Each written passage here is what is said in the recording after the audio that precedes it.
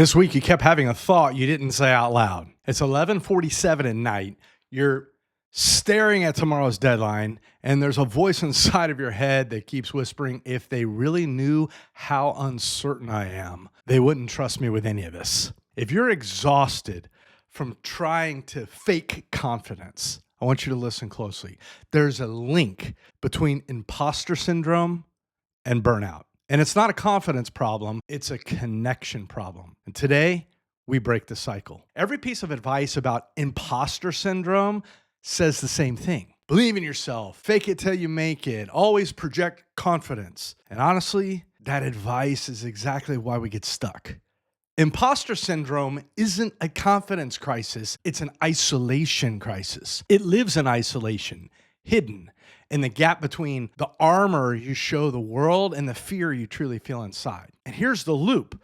The more you fake confidence, the more exhausted you get. And the more exhausted you get, the more burned out you become. So you fake it even harder to hide the fatigue. You don't need more confidence, you need less isolation. The leadership model a lot of us were handed is solo performance. It means you hold it all together. You hide the cracks.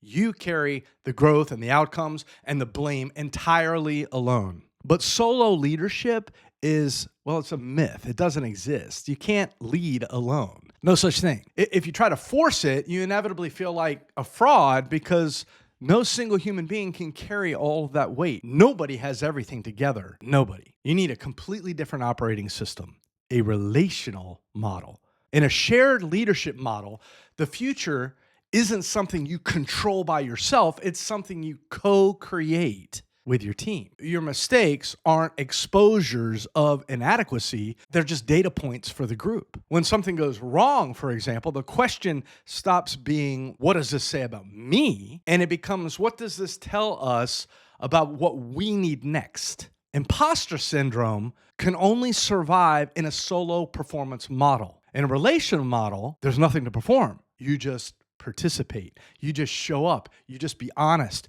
You trust the people around you to carry their part. My friends, that is not weakness. That's wisdom. So moving from this theory into an actual practice requires 3 immediate shifts.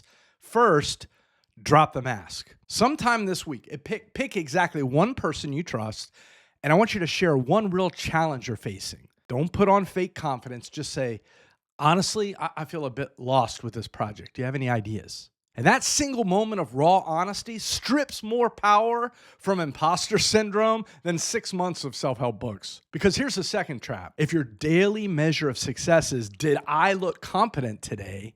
You're going to lose. Some days are just brutal. Instead, move the measuring stick. Ask yourself, did my team move forward today? That's a question with a yes answer most days, right? Change the metric and you instantly kill the solo performance pressure, which leads directly to the ultimate burnout trap, waiting too long to delegate. Most leaders only hand things off as a last resort when they physically cannot hold it anymore. But that's just your ego talking. In a healthy team, in a relational team, delegation isn't a sign that you couldn't handle the workload. It's proof that you actually trust the people around you.